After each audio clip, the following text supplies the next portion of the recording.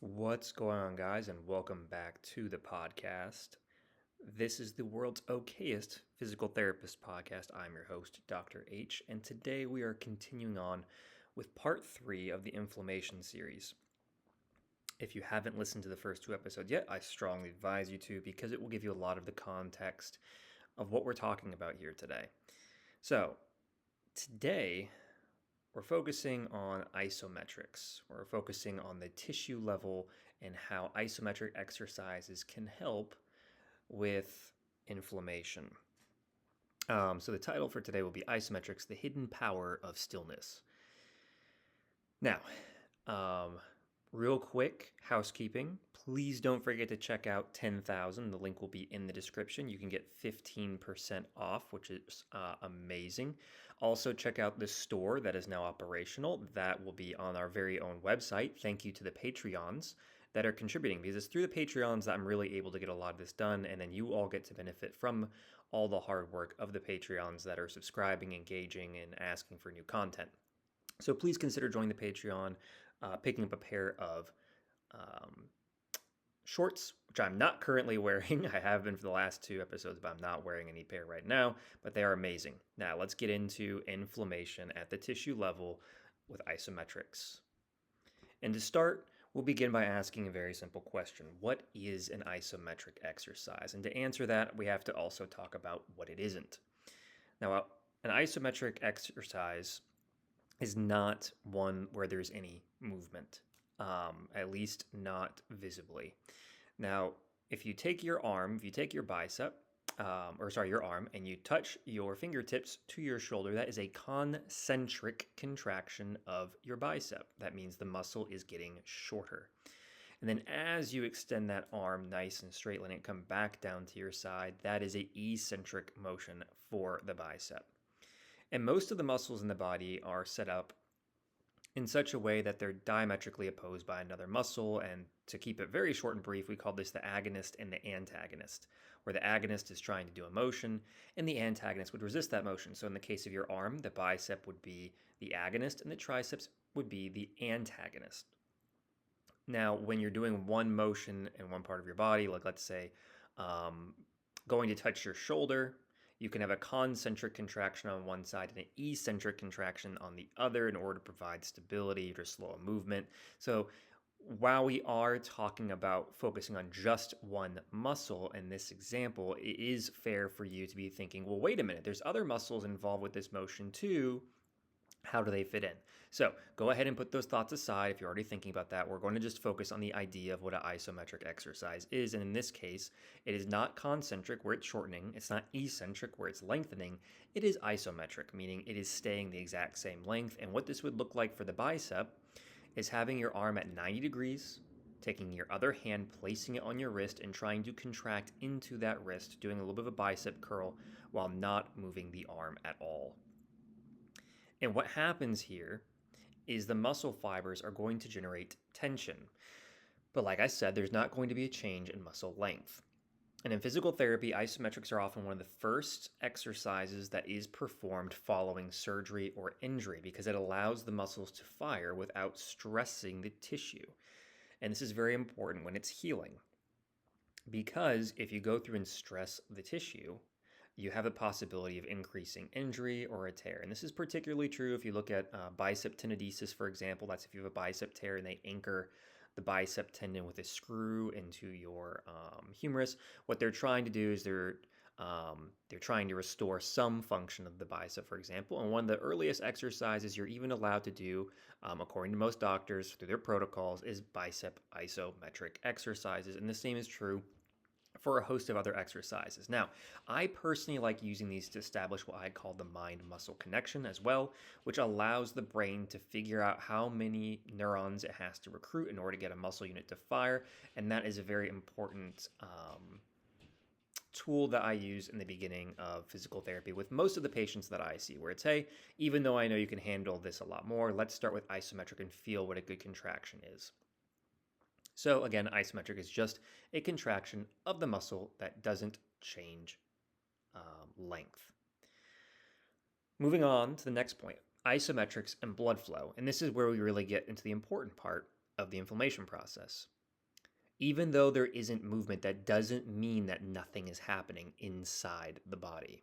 During the contraction, as the muscle squeezes, this gets blood pumping, right? So this gets it moving. So you have this contraction, the muscles are burning energy, right? This is something that a lot of people think, movement is life, and they're not necessarily wrong. But the muscle doesn't have to move in order for it to work. It can be holding perfectly still and work. Anyone who's ever done a wall squat knows that this is true. So while the muscle is squeezing, it has to be fed constantly with blood, which is going to create a pumping effect as the contraction releases. So it's going to be a cycle of contract, which is going to cause the muscle to contract. It's going to crimp down on the blood vessels, and as it relaxes, the blood vessels are going to open and try and pump more blood into there. This rhythmic contraction and relaxation helps drive fluid exchange, pushing out the inflammatory byproducts we spent the last two episodes talking about, and help pulling in fresh oxygen, fresh nutrients, and a good exchange of waste products. One of the ways you could kind of describe it is wringing out a sponge and then letting it refill. You're rinsing the tissues and allowing a circulation of new oxygenated blood and other cells to come in and help with the remodeling process. One of the other things that it's going to do is it's going to help pump lymph. Because when you're contracting and relaxing, one of the things that you're doing is also moving lymph. Lymph is all of the fluid that leaks out of the blood vessels and saturates the tissues, and these are also going to be full of those pro-inflammatory cytokines and such that and immune cells and cell debris that needs to be rinsed out via the lymph system. So you're getting a twofer. You're getting increased nutrients, increased blood flow, increased helper cells, and you're also rinsing out those that need to move on. For swollen tissue, this gentle mechanical pumping can help reduce the localized buildup of fluid, and it also can help begin to improve the tissue viscosity. And remember that viscosity is what we talked about earlier, where if you have inflammation, increased pressure, that's going to look like, for example, honey, a thick fluid, versus olive oil. That's going to be moving nice and easy. So isometrics help change the viscosity of the fluid in the muscles themselves. Now, one of the biggest benefits of the isometrics isn't the physical alone, like I was talking about earlier. It's actually the neurological. When an injury occurs, when surgery is performed, the brain often shuts down any of the muscles in the area to prevent further harm. Again, it's thinking, if I don't allow the muscles to contract or relax or fire, or concentric or eccentrically fire, then I can prevent further injury. And that is called arthrogenic muscle inhibition, meaning the brain is recognizing the muscle is traumatized. It's receiving signals from the muscle saying it's traumatized, and it is actively sending an inhibitory signal from the brain to the muscle to keep it from firing. Isometrics help break up that pattern safely.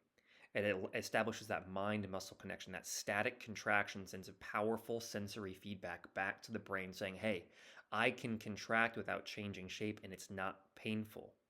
I'm able to just turn myself on and turn myself off without increasing harm. And this helps with the nervous system, because the brain begins to slowly recognize, hey, it's safe for me to move this muscle. And without getting too far into the weeds, after trauma happens, your brain is spending a lot more energy and it's burning a lot more calories, and it's literally rewriting part of itself in order to dedicate more attention and more focus on wherever this injury is. It will literally go through and increase the resolution on its brain surface of this map of the body that it has called the homunculus, and it will dedicate an increased part of itself to pay attention to this area of injury. So your brain's already on heightened alert. These isometric contractions help the brain gather information to better tailor that map to say, oh, well, okay, it might still be a little bit sore, but these isometric contractions are actually, they're not making it worse. So I'll dedicate a little bit less energy. I'll stop looking for reasons to hurt. I'll stop looking for pain. I'll allow the tissue to contract just a little bit in this isometric form, and I can know that that is safe. And this helps reduce the possibility of having increased pain further, because now your brain is training itself that these movements are okay and it's not looking for pain. It knows that this has become painless. So it's not going to be on extra high alert further on in the rehab process. Instead, it's going to say, I know that there might be pain if I suddenly jerk or move, but I know that I'm able to complete these tasks without there being increase in pain. Therefore, I'm not going to be dedicating all this extra energy to try and figure out what it takes to cause pain. I know where the ceiling is, or I know where the valley is. I know where the safe realm is. That's basically what your brain is trying to do, is to figure out where it can safely activate and turn on. And that's what I call the neurological handshake, the mind-muscle connection. Establishing that very early on helps prevent the brain from being oversensitive later on. This is also going to help later, because it's going to help with muscle recruitment, coordination, and joint stability. And that's even before the swelling is gone. It's going to help with the brain knowing where the muscle is in time and space and as it moves. And this is why a really good example of this is post-op knees, so knee replacement. Almost every single time, you're going to start with simple quad sets. That's an isometric contraction of the quad, or terminal knee extensions, because they are going to reactivate those nerves to fire in a way to safely recruit the muscles, to drive the inflammation down, but also to get, again, the nerves firing for the brain to learn, oh, okay, this is not painful, this is a safe contraction. Now, the second to last thing that we're going to talk about is the analgesic effect. One of the coolest findings in recent research is that the isometric contractions can help reduce pain. And the reason why is, again, the nervous system. It releases I cannot speak today. I apologize. I can't even say I apologize right, guys. I'm sorry. My throat is parched. It helps release endogenous opioids, which modulate pain and send signals into the spinal cord, into the brain. Like I talked about earlier, because it's helping increase blood flow and flushing out these inflammatory chemicals, it's also choosing to release other chemicals. Because the brain and the muscle are driving a conversation, like I said earlier. So if the muscle is able to contract without increasing pain, it's going to lead into a cascade effect where these endogenous opiates are being released, and which is going to reduce the pain of those contractions. But it's also, like I said earlier, going to help the brain recognize, hey, this isn't a harmful contraction, which, in my opinion, this is all my personal opinion. I haven't delved too far into pain neuroscience. That would be a whole different field for me. But basically what's happening is, as you drive that conversation between the brain and the muscle, as the brain realizes that this is no longer a threat, no longer a pain, it's going to change a little bit of its chemistry, right? Because it's no longer going to be on the hunt trying to find the pain. Like I said earlier, it might release these endogenous opiates and other chemicals saying, okay, well, if this isn't painful, I need to stop pretending like it might be painful. I'm going to lower my threshold, release some of these endogenous opiates to change my brain chemistry, to bring the ceiling up a little bit, to say, okay, if I know this is pain-free, I'm going to be looking at the next possible level, which is movement that I would expect to be painful, and I'll have my attention focused on there. So you're not only retraining the muscle, you're also calming the nervous system and creating a short-term pain relief when you do isometric exercises. But that is also dependent on the human being. Some people want to go for a maximal contraction with their isometric exercises. And beginning in physical therapy, that is not what your physical therapist is asking you to do. They're asking you to contract as much as you can without pain. So don't think that this is someone kicking absolutely as hard as they can or holding their bicep as strong as they can. This is basically just going to the point where you start feeling discomfort and hanging out there.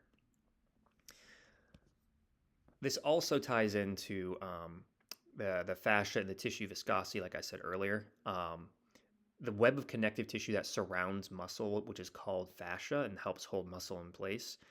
When tissues are inflamed, those fascia become more viscous and less mobile, which is also going to be sent as a signal to the brain, because the brain is going to realize that it requires more energy to move. As those tissues become more stiff and more viscous, your brain is going to recognize that it's harder to move. It's going to require more muscle units to activate to complete the contraction or to complete the motion. And therefore, it might send those signals saying, hey, this is painful. And keep in mind, when you have fascial tightness, it's usually not just in one place. It's going to be possibly the entire limb, front and back. And when this happens, again, your brain's going to be looking for a reason to say that things might be painful, and this will feed into its bias where it'll be like, oh my gosh, this is what's going on. Okay, well, if everything is super stiff and super hard to move and I have to recruit twice as hard in order to get a motion done, this is starting to feel painful. So isometrics help change the viscosity of the fascia by stimulating hydration. Again, getting that blood flow into the air, getting that fluid into the air, restoring the glide between the layers, between the muscles, between the connective tissue and the skin, for example. This improved fascial movement enhances both the mechanical efficiency of the muscle and the proprioception, allowing the body to no longer, or the brain no longer to be receiving these signals of, hey, everything is stiff, instead saying, which is going to make it feel like, okay, well, if everything feels stiff and I'm trying to move, I'm not really sure where everything is in time and place because it's not its natural state. So you're getting a lot more biofeedback than you would if it was normal. So as it becomes normal, less biofeedback, easier to know where you are in time and space. Combined with soft tissue mobilization, isometrics are usually used in the clinic to help normalize tissue viscosity and let the muscle and fascia move as a unit again. So the practical application is in the clinic. This is used very early on. Like I said earlier, with isometric exercises to help establish that mind-muscle connection, to help the brain recognize that isometric contractions are not a threat, which will help it rewire itself and release those endogenous opiates, as well as driving more fluid into the area and recycling and cycling out the fluid that is there with that pro-inflammatory cytokines and such, allowing that fluid exchange, which will help keep the fascia hydrated in order to prevent that viscosity. So, this has been the episode on isometrics with a focus on inflammation. I apologize a little bit more long-winded, but I went a little bit longer before releasing this episode with you all, so hopefully I'll get more bang for your buck with this one. Remember that isometrics might look simple, but they're doing powerful things under the surface. They're improving blood flow, reactivating nerves, reducing pain, and restoring that balance between the mind, muscle, fascia, and fluid. Now, in the next episode, we'll be taking a look at soft tissue mobilization and how this hands-on technique can also help. So thank you for listening to this podcast. You guys are awesome. Please don't forget to like, comment, and subscribe and share this with everyone you know to help us all navigate this labyrinthine, Byzantine healthcare system that we call the American healthcare system. So I'll catch you guys all next time.